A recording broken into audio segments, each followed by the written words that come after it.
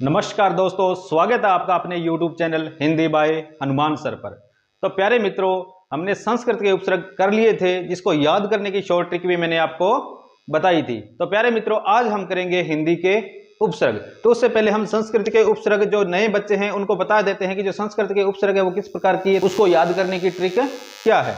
तो देखिए, सबसे पहले आप कुछ नहीं, इस संस्कृत के उपसर्ग है उसको 4-5 भागों में बांट लीजिए। जैसे 1, 2, 3, 4 और 5। ठीक है। अब देखिए, सबसे पहले आएगा अति, आधी और अपि, अभी।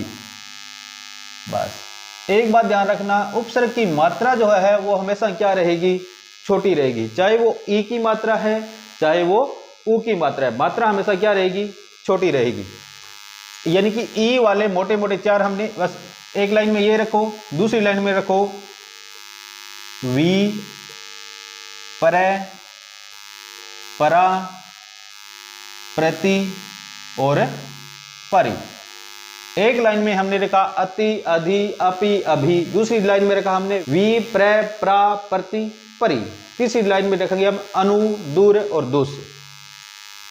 अनु मात्रा हमेशा क्या रहेगी? छोटी। अनु, दूर और दुस। मैंने आपको बताया कि ये तीनों स है। ये अगर किसी शब्द में आ जाए, स सलजम, स षटकोण और स स्लेट, इन अब तीनों आएंगे तो ये उपसर्ग नहीं है। इस बात का आपको ध्यान रखना है। ये दोनों उपसर्ग नहीं है, उपसर्ग में ये स आएगा, इस बात का विशेष ध्यान रखें। अनु, दूर, दुस। ठीक है। अब आगे चलिए, अब नंबर 4 पर हम करेंगे। 4-5 शब्द है, याद करने में किसी प्रकार की समस्या का सामना नहीं करना पड़ेगा। आगे देखिए, सम, सु, नी, नीर और निस। नीर और निस।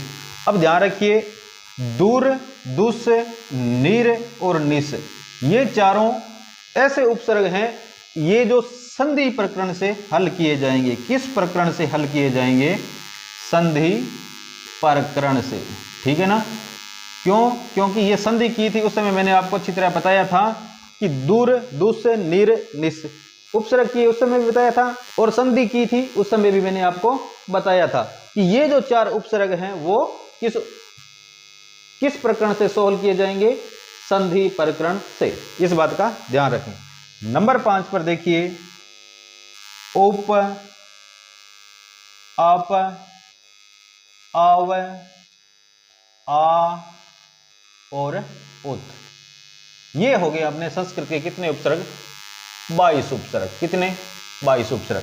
बस कुछ नहीं, याद करने। अब 4-5 बार बोलोगे आपके याद हो जाएगा। कैसे? अति, अधि, अपि, अभि, वी, प्र, प्रा, प्रति, परि, वी, प्र, प्रा, प्रति, परि, सम, सु, नी, नीर, निस, अप, उप, अव, आ, उत। लास्ट में अनु, दूर, दुस। अनु, दूर, दुस। बस 4-5 बार वीडियो पॉज करके आप इसको बोलोगे, आपके संस्कृत के 22 उपसर्ग याद हो जाएंगे। तो चलिए मित्रों, अब चलते हैं अपने हिंदी के उपसर्ग की ओर। हिंदी के कितने उपसर्ग होते हैं? मैंने आपको जब प्रारंभ किया था उस समय मैंने आपको बताया था कि हिंदी के 13 उपसर्ग होते हैं। कितने होते हैं? 13। और उर्दू के कितने होते हैं प्यारे मित्रों? उर्दू के होते हैं 19 उपसर्ग। ठीक है। तो अब हम करेंगे हिंदी के उपसर्ग। अब जिस प्रकार हमने संस्कृत के उपसर्ग याद किए थे, उसी प्रकार हम हिंदी के उपसर्ग भी याद करेंगे। चलिए देखिए, अब हेडिंग डाल लीजिए आप, हिंदी के उपसर्ग। हिंदी के उपसर्ग। अब देखिए, कई उपसर्ग ऐसे हैं जो संस्कृत में भी आएंगे और हिंदी में भी आएंगे। इसमें अंतर क्या होगा? जो संस्कृत में, जैसे मान लो एक उपसर्ग है अन। क्या उपसर्ग है? अन। यह संस्कृत में भी प्रयोग होता है और हिंदी में भी होता है। इसके पीछे कारण क्या है कि जो संस्कृत का उपसर्ग, जो संस्कृत का शब्द होगा, उसे आपको पता है क्या कहते हैं? तत्सम शब्द। क्या कहते हैं? तत्सम शब्द। और जो हिंदी का शब्द होता है उसे हम क्या कहते हैं? तद्भव शब्द। आई बात समझ में? संस्कृत में तत्सम, हिंदी में तद्भव। संस्कृत का अगर आगे विस्तृत रूप होता है जिसे हम आगे बढ़ा सकते हैं, वो होता है तद्भव। जब हम तत्सम और तद्भव करेंगे तो इसको आगे और भी डिटेल से पढ़ेंगे। परंतु अब इस बात का ध्यान रखें, जो ये अन है जिसके अंदर क्या लगा है, ये हलंत लगा है, नीचे हल लगा है, ये संस्कृत में भी प्रयोग किया जाता है और हिंदी में भी प्रयोग किया जाता है। इस बात का ध्यान रखना कि तद्भव शब्दों में जो उपसर्ग आएगा वो हिंदी के होंगे और जो संस्कृत के उपसर्ग हैं वो तत्सम शब्दों में ही लगाए जाएंगे। अर्थात संस्कृत के शब्दों में संस्कृत के उपसर्ग लगाए जाएंगे और हिंदी के शब्दों में हिंदी के उपसर्ग लगाए जाएंगे। इस बात का विशेष ध्यान रखें। अब ये अन उपसर्ग है, ये संस्कृत में भी प्रयोग किया जाता है और हिंदी में भी प्रयोग किया जाता है। अब कहते हैं कि संस्कृत है वो हिंदी की क्या है, नानी है। अब नानी का कुछ अधिकार क्षेत्र आपको पता है कि द्वितीय को तो मिलेगा ही मिलेगा, तो इसलिए उसने कुछ कह दिया कि इसका आप भी उपयोग कर सकते हैं। तो किस में, सिर्फ और सिर्फ तद्भव शब्दों में, किस में, तद्भव शब्दों में अन उपसर्ग का प्रयोग कर सकते हैं, हल लगे हुए का, अन्यथा नहीं कर सकते। किस में चला जाएगा, संस्कृत के उपसर्ग में चला जाएगा। परंतु परीक्षा में आपसे ऐसे नहीं पूछा जाएगा कि उपसर्ग संस्कृत का है, हिंदी का है, उर्दू का है, अरबी का है, फारसी का है, अंग्रेजी का, ऐसा कतई नहीं पूछा जाएगा। सिर्फ आपसे तो पूछा जाएगा मूल शब्द छांटिए, उपसर्ग कौन सा है, प्रत्यय कौन सा है, ऐसा ही पूछा जाएगा। ठीक है, अब चलिए अपने हिंदी के उपसर्ग साथ में याद करेंगे, साथ में पढ़ेंगे। उपसर्ग याद करने की ट्रिक मैं आपको साथ साथ में बताता रहूंगा। ठीक है, चलिए लिखिए। अशोक नहीं लिखना, आपको अशुक लिखना है। क्या लिखना है, अशुक। हिंदी के उपसर्ग कितने होते हैं प्यारे मित्रों, हिंदी के उपसर्ग होते हैं 13। मैंने आपको बताया कितने होते हैं, 13। सबसे पहले लिखेंगे अशुक, फिर लिखेंगे आप शकुनी। क्या लिखेंगे, शकुनी। शकुनी तो सबको याद है, महाभारत का जो मुख्य पात्र था जिसने दुर्योधन को अपने पद से भ्रष्ट किया था, वो शकुनी। अशुक, शकुनी। इसके बाद लिखो आप ओ और दु, ओदू। अशुक, शकुनी, ओदू, बिन भर, बिन और भर। अशुक, शकुनी, ओदू, बिन भर। और यहां पर लिखेंगे आप अन, इसके बाद आप लिखेंगे उन, और इसके बाद आप लिखेंगे आद। ये 3 तो आप याद कर लेना, और बाकी मैंने आपको लिखा दिए। कौन कौन से, अन, उन, आद। अन, उन, आद। ऊपर अशुक, शकुनी, ओदू, बिन भर। अशुक, शकुनी, ओदू, बिन भर। ठीक है, अब देखिए, ये है अपना 1 नंबर, ये 2 नंबर, ये 3 नंबर। 3 इसमें हो गए, 3, 3, 6, 2, 8। 8 तो यहां तक हो गए, और 2 ये हो गए, कितने हो गए, 10, और 3 अपने ये हो गए। तो टोटल कितने हो गए हिंदी के अपने, 13 उपसर्ग। अब प्यारे मित्रों, इसका एक एक का अर्थ देख लेते हैं, इसका भावार्थ देख लेते हैं, और इसके बने हुए शब्दों को देख लेते हैं कि किस उपसर्ग से किस प्रकार के शब्द बनाए जाते हैं। तो चलिए, सबसे पहले हम करेंगे ऐसे स्टार्ट। 3-4 बार बोलोगे आपके याद हो जाएगा। अशुक, शकुनी, बिन भर, अन, उन, आध। बस 3-4 बार बोलोगे आप आराम से याद कर पाओगे। चलिए, यहां पर लिखिए प्यारे मित्रों उपसर्ग। क्या लिखेंगे, उपसर्ग। यहां पर लिखेंगे आप अर्थ। क्या लिखेंगे, अर्थ। और यहां पर आप लिखेंगे निर्मित शब्द। निर्मित शब्द, भाई किस उपसर्ग से कौन सा शब्द बनाया जा सकता है। ठीक है, तो सबसे पहले करेंगे हम ऐसे, ए। अब ए का अर्थ क्या होता है, ए का अर्थ होता है नहीं। क्या होता है, नहीं। तो यहां लिखो नहीं। ठीक है, अब इससे क्या शब्द बनाए जा सकते हैं, और जो शब्द बने वो क्या बनेंगे, तद्भव ही बनेंगे। इस बात का ध्यान रखना, कैसे शब्द बनेंगे, तद्भव शब्द ही बनेंगे, न कि तत्सम। अब देखिए, हम ए उपसर्ग लगा के बनाएंगे अचूक, यानी कि चूकना नहीं है। मैंने आपको बताया कि उपसर्ग में दोनों शब्दों का अर्थ कहीं ना कहीं इसके भावार्थ के अकॉर्डिंग निकलेगा। जैसे ए का अर्थ नहीं और चूक का मतलब चूकना, अचूक यानी कि चूकना नहीं। ठीक है ना, अचेत। आगे कौन सा, अचेत। ठीक है, अथक। क्या लिखेंगे, अथक। फिर अथाह है, अथाह सागर, है ना। तो इस प्रकार अ उपसर्ग से ये शब्द बनाए जा सकते हैं। उसके बाद असु, 2 नंबर पर हमारा है सु। मात्रा हमेशा उपसर्ग के क्या आएगी, छोटी आएगी, चाहे वो हिंदी का है चाहे वो संस्कृत का है। अब देखिए सु, सु का अर्थ आपको पता है क्या होता है, अच्छा। चाहे वो संस्कृत का है चाहे वो हिंदी का उपसर्ग है, सु का अर्थ क्या होगा, अच्छा। क्या होगा, अच्छा, ठीक है। चलिए अब देखिए सुजल, सुजल, और शब्द बनेगा इसे सुफल, ठीक है। आगे शब्द बना सकते हैं हम सुडोल, क्या, सुडोल। आगे सुघड़, सुघड़ यानी कि अच्छे तरीके से घड़ा हुआ, ठीक है।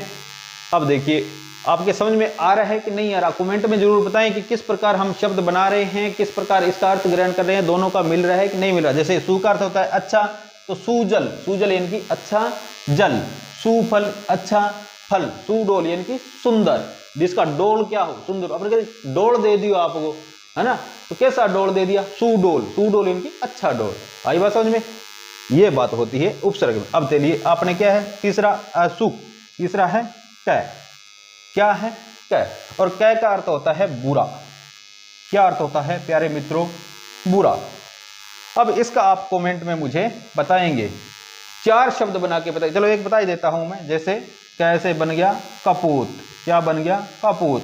अपूत का मतलब पुत्र और कै का मतलब बुरा, तो कपूत का मतलब बुरा पुत्र। हिंदी में कहावत भी आपने सुनी होगी, पूत कपूत तो क्यों धन संचय, पूत सपूत तो क्यों धन संचय, ठीक है। तो ये वो वाला कपूत है कि अगर पुत्र बुरा है तो क्यों धन एकत्रित करना है, अगर पुत्र सपूत है यानी कि अच्छा है तो धन क्यों एकत्रित करना है, क्यों, क्योंकि बुरा होगा तो बना बनाया उजाड़ देगा, अच्छा होगा तो फिर क्यों धन इकट्ठा करना, अच्छा होगा तो अपने आप कमा लेगा, है ना। चलिए असुख, इसके बाद है अपना शकुनी, याद रखना असुख शकुनी, ठीक है। चलिए यहां पर लिख देता हूं एक स, इसका आप मुझे कमेंट में जरूर बताना क्या का, ठीक है ना। 3 शब्द कमेंट में जरूर बताना।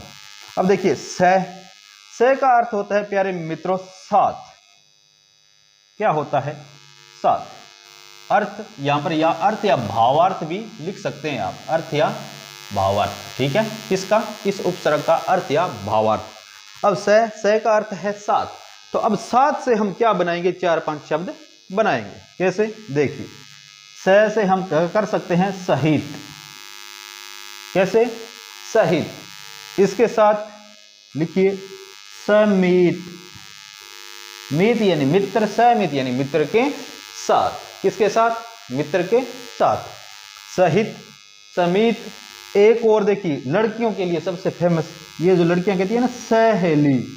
अब लड़कियां ये बताएगी हेली और सहेली शब्द का क्या अर्थ होता है। स का अर्थ होता है साथ में, और हेली शब्द का अर्थ बताएंगे कि सहेली किसे कहते हैं। क्वेश्चन मार्क लगा रहा हूं यहां, आप मुझे बताएंगे कि सहेली किसे कहते हैं। तो ऐसे शब्द इसमें बनेंगे। एक आधा शब्द और लिख लीजिए, जैसे सलोना, क्या लिखा है सलोना, ठीक है। इसके साथ आप एक शब्द और भी लिख सकते हैं, जैसे सचेत, क्या लिख सकते हैं सचेत। आई बात समझ में, जैसे यहां पर लिखा हमने अचेत, यहां पर लिखा हमने सचेत, ठीक है। तो इस प्रकार हमने कर लिया स तक। तो बढ़ते हैं आगे प्यारे मित्रों, आशा करते हैं कि आपके समझ में आ रहा होगा। यदि आप मेरे चैनल पर नए हैं तो प्यारे मित्रों चैनल को सब्सक्राइब कीजिए और बेल आइकन भी प्रेस कीजिए, ताकि आने वाला वीडियो समय समय पर आपको उपलब्ध होता रहे। तो प्यारे मित्रों साथ साथ में हम हिंदी के समस्त व्याकरण की टेस्ट सीरीज भी चलाएंगे, उसमें आपको विगत परीक्षा में आए हुए प्रश्नों का संकलन के साथ इस प्रकार बताया जाएगा कि परीक्षा में इस प्रकार प्रश्न आते हैं। तो अगला उपसर्ग है प्यारे मित्रों हमारा ने। कौन सा उपसर्ग है, ने। तो उपसर्ग की मात्रा हमेशा कैसे आएगी, छोटी आएगी, इस बात का ध्यान रखना। तो नी का अर्थ क्या होता है प्यारे मित्रों, नी का अर्थ या भावार्थ होता है बिना, एक और लिख सकते हैं आप रहित, बिना या फिर रहित, बिना या रहित। अब नी से हम कुछ शब्द बनाएंगे। कैसे शब्द, देखिए जैसे हम कह सकते हैं निकम्मा, निकम्मा, कम्मा यानी कि काम का, निकम्मा यानी किसी काम का नहीं, बिना काम का। आई बात समझ में। अब आगे शब्द लिख सकते हैं अपने निहत्ता, क्या लिख सकते हैं, निहत्ता, यानी कि निहत्ता बिना उसके हाथ में कोई हथियार नहीं है, निहत्ता है, एकदम हाथ क्या है, खाली है। ठीक है, इसके साथ निडर, निडर आई बात समझ में, डर यानी कि डरना, निडर यानी कि डरना नहीं, निडर है बिना डर के, आई बात समझ में। एक दो शब्द और लिख लो, जैसे निपूत, निपूत यानी कि बिना पुत्र के, निधड़क, निधड़क, ठीक है, आई बात, निधड़क यानी कि बिना डर के निधड़क चला गया है ना, उसकी धड़कन तेज नहीं हुई। अब चलिए, नी के बाद अपना आता है ओ, क्या आता है, ओ उपसर्ग, ओ, और ओ का अर्थ क्या होता है प्यारे मित्रों, बुरा या फिर नीचे, बुरा फिर नीचे, इन दोनों में कोई अर्थ हो सकता है। अब इससे हम कुछ शब्द बनाएंगे, देखिए, जैसे मैंने लिखा यहां पर ओसर, क्या लिखा, ओसर, और ओतार, ओ तार, ओघड़, क्या शब्द लिखा मैंने, ओघड़, ठीक है, ओघट, क्या लिखा, ओ घट। अब ऐसे शब्द इसमें आएंगे, ओ उपसर्ग से ऐसे शब्द बनेंगे, हिंदी का जो ओ उपसर्ग है उससे। चलिए, अब क्या है, ओ दू, अब क्या लिखेंगे, दू, आगे उपसर्ग लिखिए अपना, कौन सा है, दू। देखिए प्यारे मित्रों, दू उपसर्ग के कुछ शब्द हम यहाँ पर लिखेंगे, कुछ एक दो शब्द मैं यहाँ लिखूंगा, और दू के और कह के आप मुझे कमेंट में बताएंगे, ठीक है ना। दो उपसर्ग ऐसे हैं जिसके कमेंट में मुझे आप बताएंगे, ठीक है। लिखिए, दू, मात्रा हमेशा कैसी, छोटी, दू का अर्थ होता है बुरा, या फिर दो संख्या होती है, दो क्या होती है, संख्या, बुरा या फिर दो संख्या। चलिए, यहां पर मैं एक दो उदाहरण लिख देता हूं, दो उदाहरण तो आपको बताने ही पड़ेंगे, ठीक है ना। दोपहर, दो से दोपहर, कितने पहर, दो पहर, ठीक है। एक और लिखो आप, दुमाता, इसके साथ लिखो आप दुकाल, यानी कि बुरा समय। चलो मैं इसके तीन ही लिखा देता हूं, एक आप मुझे कमेंट में बताएंगे, ठीक है ना, कमेंट में जरूर बताना। ओदू के बाद आपका आता है बिन, अपना आता है बिन। जो बिन उपसर्ग है उसका अर्थ होता है नहीं, क्या अर्थ होता है, नहीं, या बिना कर सकते अपने, बिना, ठीक है, बिना लिखो आप, बिना। बिन उपसर्ग का अर्थ क्या होता है, बिना। अब देखो, इसके उदाहरण भी हमें हिंदी में देखने को मिलते हैं, कैसे, जैसे देखिए, बिन ब्याह, कैसा, बिन ब्याह यानी कि बिना ब्याह, इनकी शादी नहीं हुई, यानी कि कुंवारा है, कुंवारा और बिन ब्याह एक ही बात है, ठीक है।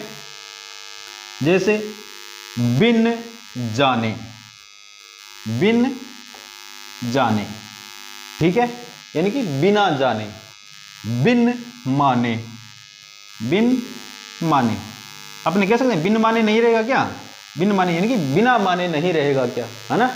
तो बिन माने यानी कि बिना माने। बिन जाने, बिन ब्याह, बिन माने, बिन देखा, बिन बुलाया, कुछ भी हो सकता है, ठीक है ना, आप लिख लेना। जैसे बिन देखा,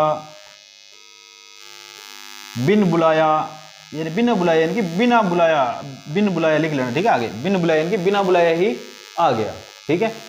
अब इसके बाद बिन, बिन के बाद में है भर, कौन सा उपसर्ग है अपना, भर। अब भर, भर का अर्थ होता है पूरा, एकदम पूरा, या भरा हुआ, क्या, भरा हुआ, पूरा या भरा हुआ। अब इससे कुछ शब्द बनाएंगे हम, जैसे भर, भर से भरसक, क्या बनाएंगे, भरसक, भरपेट, भरसक, भरपेट, भरकम, क्या लिखेंगे, जैसे अपने को भारी भरकम सामान है ना, भरकम यानी कि बहुत भारी सामान है, तो भरकम, भरकम में कौन सा उपसर्ग लगा हुआ है, भर उपसर्ग लगा हुआ है ना। एक शब्द और लिख लीजिए, जैसे भरपूर, क्या लिखेंगे, भरपूर, भरपूर यानी कि भरपूर मात्रा में, यानी कि बहुत ज्यादा मात्रा में, यानी कि पूरी तरह मात्रा में, अच्छी भरी हुई मात्रा में, वो क्या है, वहां पर इतनी मात्रा में लोग हैं, मात्रा में समान है, कह देते हैं ना, उसी प्रकार। ठीक है, अब बिन भर, अब इसके बाद अपने 3 हो रहे, कौन कौन से? अन्न, उन और अध। ठीक है, कौन कौन से? अन्न, उन और अध। चलिए लिखिए। देखिए प्यारे मित्रों, हिंदी में उपसर्ग में कुछ नहीं है, ये सबसे अच्छा टॉपिक है और सबसे आसान भी है। इसको आप 1-2 बार पढ़ो कर लोगे ना, उसके बाद आपको किसी प्रकार की समस्या का सामना करना ही नहीं पड़ेगा। उपसर्ग आपको जिंदगी में नहीं पढ़ने पड़ेंगे, बस एक बार आपको समझना है। ठीक है, तो चलिए अपने 3 उपसर्ग हो रहे हैं हिंदी कर लेते हैं फटाफट। सबसे पहले है अपना अन्न, ठीक है, फिर है अपना उन और फिर है अपना अध। 3 उपसर्ग रहे हैं। ठीक है, अब अन्न का अर्थ क्या होता है प्यारे मित्रों? बिना। क्या लिखेंगे? बिना। तो देखिए बिना। अब हिंदी के जितने उपसर्ग है ना, नकारात्मक है। क्या है? नकारात्मक, अर्थात जिससे बुरा है, हीन है, नीचे है, बिना है, इस प्रकार के अर्थ या भावार्थ निकलते हैं। अब अन्न का अर्थ आता है बिना, और बिना से हम कुछ शब्द बनाएंगे, जैसे लिखो अन्न से अनमेल। क्या लिखेंगे? सबसे पहले अनमेल, जैसे अनमेल विवाह, जैसे बिन मेल, अनमेल, बिन चाहा, अनचाहा भी लिख सकते हैं हम। क्या लिखेंगे? अनचाहा, यानी कि जिससे चाहा नहीं फिर भी आ गया। इसके बाद अनपढ़ कर सकते हैं, अनपढ़। ठीक है, अनपढ़ यानी कि बिना पढ़ा हुआ, निरक्षर, जिसे लिखना पढ़ना नहीं आता, वो क्या कहता है? अनपढ़। और अन का अर्थ मैंने आपको बताया कि क्या होता है? बिना। और अन से लगाओ अनजान, अनजान यानी कि बिना जान पहचान के, जिसे मैं जानता नहीं हूं, है ना, वो क्या होता है? अनजान। और देखिए अनहोनी, कैसी होनी? अनहोनी। ठीक है, जैसे मान लो आपने कोई बात सुनी नहीं है, तो आप क्या कह सकते हैं? अनसुना। क्या कह सकते हैं? अनसुना, यानी कि बात नहीं सुनी हुई, बिना सुनी हुई बात। ठीक है, अब देखिए उन, अगला उपसर्ग कौन सा है हमारा? उन। और उन का अर्थ प्यारे मित्र होता है एक कम। क्या होता है? एक कम, एक कम। और एक कम, एक कम, जैसे उदाहरण देखिए 29, 29 यानी कि 30 से एक कम, 29 यानी कि 30 से एक कम। 59 यानी कि 60 से एक कम। 49 यानी कि 50 से एक कम। ठीक है, तो ये 2-3 उदाहरण लिख लीजिए। 59, 49, 59, 49। अब देखिए ये उपसर्ग भी आप हिंदी में सबसे ज्यादा प्रयोग करते हैं और इसका अर्थ होता है आधा। अध का अर्थ क्या होगा? आधा। लिखिए आधा, आधा, राधा नहीं लिखना, आधा लिखना है, आधा। ठीक है, अब आधा से, अब अध से हम क्या 2-4 शब्द बनाएंगे, और बाकी आप अपने आप इसे लाखों शब्द का निर्माण कर सकते हैं, हजारों शब्दों का निर्माण कर सकते हैं। आपको इसके भावार्थ पता होने चाहिए बस। अध का अर्थ क्या है? आधा। तो आधा से हम बनाएंगे अध जला, अध जला, अध जला मतलब आधा जला हुआ। और हम कर सकते हैं अध मरा, अध मरा यानी कि मरा नहीं है पूरा। ठीक है, आधा मरा हुआ है। जैसे अध पका, क्या कर सकते हैं? अध पका। और बाकी मैं यहां लिख देता हूं, लास्ट ही है। ठीक है, अध पका। जैसे अध खिला, क्या लिखेंगे? अध खिला फूल। कैसा फूल? अध खिला, यानी कि अभी वो खिल रहा है पूरे तरीके से। ठीक है, खिला नहीं है, खिल रहा है पूरी तरीके से, अभी वो खिला नहीं है। ठीक है, जैसे अब आपने लिखा, क्या लिखा? अध जला, अध मरा, अध पका, अध खिला, अध जला, कुछ भी लिख सकते हैं आप। अध जला कुछ भी लिख सकते हैं। तो ये थे प्यारे मित्रों हमारे हिंदी के उपसर्ग। तो प्यारे मित्रों अब हम करेंगे अंग्रेजी के उपसर्ग। तो प्यारे मित्रों आपसे फिर एक बार और निवेदन रहेगा कि यदि आप मेरे चैनल पर नए हैं तो चैनल को क्या कर लीजिए? सब्सक्राइब कर लीजिए। और वीडियो कैसा लगा है आपको ये कमेंट में जरूर बताइए। अब हम करेंगे अंग्रेजी के उपसर्ग। अब ज्यादा नहीं, जो मोस्ट इंपोर्टेंट उपसर्ग है 4-5 वो ही करेंगे, ज्यादा माथापच्ची हम इसमें करेंगे नहीं। तो चलिए लिखिए अंग्रेजी के उपसर्ग। किसके उपसर्ग? अंग्रेजी के उपसर्ग। उपसर्ग। प्यारे मित्रों, इसके बाद अगले वीडियो में हम अरबी फारसी के उपसर्ग करेंगे और कुछ एक उपसर्ग और बच गए हैं जो परीक्षा में कई बार पूछ लिए जाते हैं, उसकी चर्चा भी हम करेंगे। उसके बाद उपसर्ग की टेस्ट सीरीज भी हम साथ साथ में प्रारंभ करेंगे। तो लिखिए अंग्रेजी के उपसर्ग। किसके उपसर्ग? अंग्रेजी के उपसर्ग। 5-7 उपसर्ग है वही हम करेंगे। देखिए सबसे पहले आता है अपना हेड। क्या आता है? हेड। 2 नंबर पर आता है अपना सब। इसके बाद हेड सब, बाद में आता है आपका चीफ, हाफ, एक वॉइस और एक होता है डिप्टी। क्या होता है? डिप्टी। क्या होता है? डिप्टी। हेड सब चीफ, हेड सब chief, half voice deputy. Head सब चीफ, हाफ वॉइस डिप्टी। ठीक है, इस पर वो लगा देना अपना अक्टूबर डॉक्टर वाला वॉइस पर। ठीक है, अब हेड का अर्थ होता है प्यारे मित्रों प्रधान। क्या होता है? प्रधान। सब का अर्थ होता है उप। चीफ का अर्थ होता है प्रमुख। क्या होता है? प्रमुख। हाफ का अर्थ होता है आधा। क्या अर्थ होता है? आधा। वॉइस का भी अर्थ होता है उप। क्या होता है? उप। और डिप्टी का अर्थ होता है अपना सहायक। डिप्टी सीएम, जैसे अपने सीएम तो भजन लाल जी हैं और डिप्टी सीएम कौन है? दिया कुमारी, है ना? दिया कुमारी और प्रेमचंद बेरवा। ठीक है, अब देखिए, अब इससे कुछ भी शब्द बना सकते हैं। यहां पर वही लिख लेना उपसर्ग, अर्थ और शब्द। ठीक है, मैंने इनको एक साथ ही लिख दिया क्योंकि ये 5 से ही है, यही प्रमुख है, यही परीक्षा में पूछ लिए जाते हैं कई बार। अब देखिए हेड, हेड का अर्थ होता है प्रधान। तो यहां पर देखिए कुछ शब्द आपको पता ही है, आप वैसे अंग्रेज हैं। हेड मास्टर, क्या लिखेंगे? Head master. हेड मास्टर नहीं लिख देना, ठीक है ना? पद हमेशा वही रहता है। जैसे अपने कई गांव में कह देते हैं सरपंचनी, तो सरपंचनी नहीं होता। अगर महिला सरपंच है तो सरपंच ही है, सरपंचनी नहीं कहेंगे हम उसको। ठीक है ना? जैसे पटवारण, तो पटवारण नहीं होता, पटवारी ही होता है। एक्चुअली पद को हम चेंज नहीं कर सकते। जो महिला प्रिंसिपल है तो प्रिंसिपल ही रहेगी, प्रधानाचार्य ही रहेगी। ठीक है, हेडमास्टर ने तो आपने कहते हैं हेडमास्टरनी, हेडमास्टरनी नहीं होगा, क्या होगा? हेडमास्टर ही होगा। इस बात का विशेष ध्यान रखें। इसके अतिरिक्त हेड लगा करके आज 2-4 शब्द और लिख लेते हैं, आपके समझ में आ जाए। जैसे हेड क्लर्क, क्या लिखेंगे? Head clerk.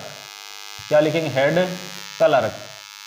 बाद में हेड मिनिस्टर, मिनिस्टर लिख सकते हैं हम, हेड मिनिस्टर।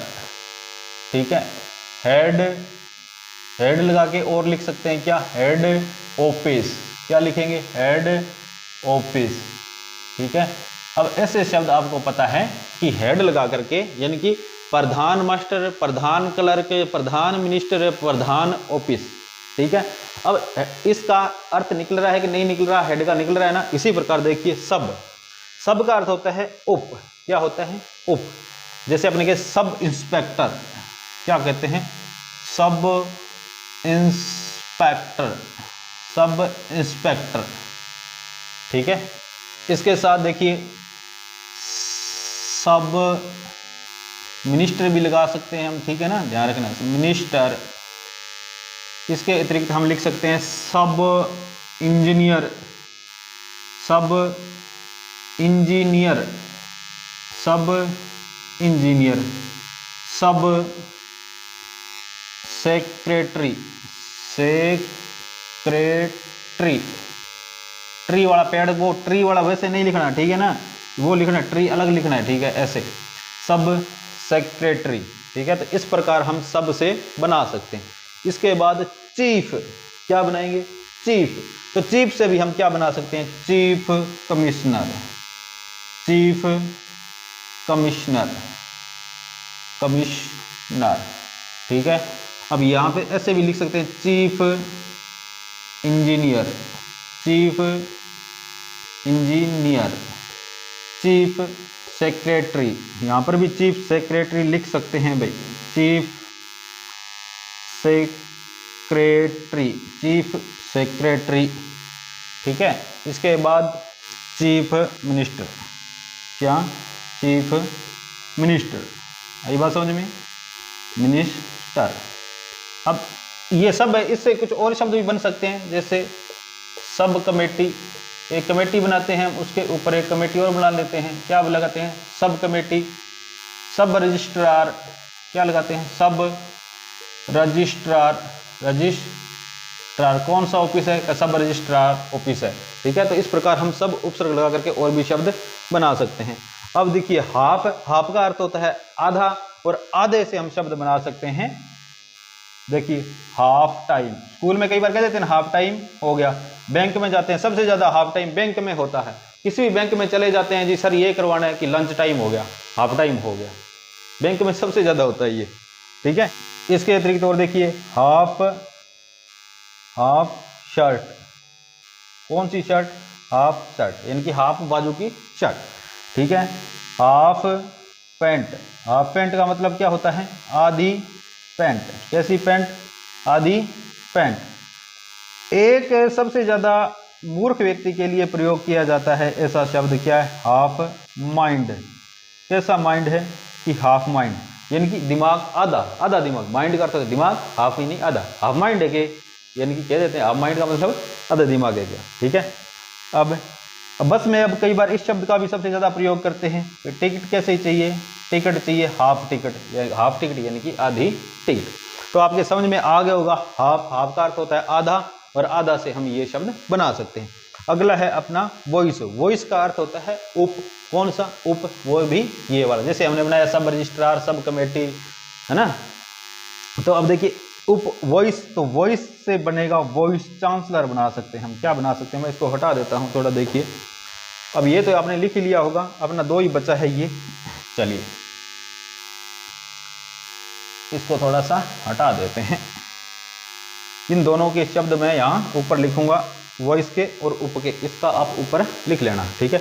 अब वॉइस, तो वॉइस से बनेगा वॉइस चांसलर, क्या, चांसलर, ठीक है। और वॉइस, वॉइस प्रिंसिपल, कौन सा प्रिंसिपल, वॉइस प्रिंसिपल, यानी कि प्रिंसिपल उप प्रिंसिपल, यानी कि अपने कहते थे एक तो प्रिंसिपल होता है, एक उप प्रिंसिपल होता है, ठीक है। जैसे एक सरपंच होता है, एक उप सरपंच होता है, जिस प्रकार एक अपना होता है प्रधानमंत्री होता है, एक उप प्रधानमंत्री होता है ना, तो वो उप वाला इसमें अर्थ निहित है, ठीक है। तो वॉइस प्रिंसिपल यानी कि प्रिंसिपल, अगर प्रिंसिपल को पद पर ना है तो कौन काम करेगा, वॉइस प्रिंसिपल। प्रधानमंत्री पद पर काम नहीं है तो कौन सा काम करेगा, उप प्रधानमंत्री, ठीक है। तो हम वॉइस प्रेसिडेंट कह सकते हैं, अंग्रेजी में क्या कह सकते हैं, वॉइस प्रेसिडेंट, है ना, आई बात समझ में।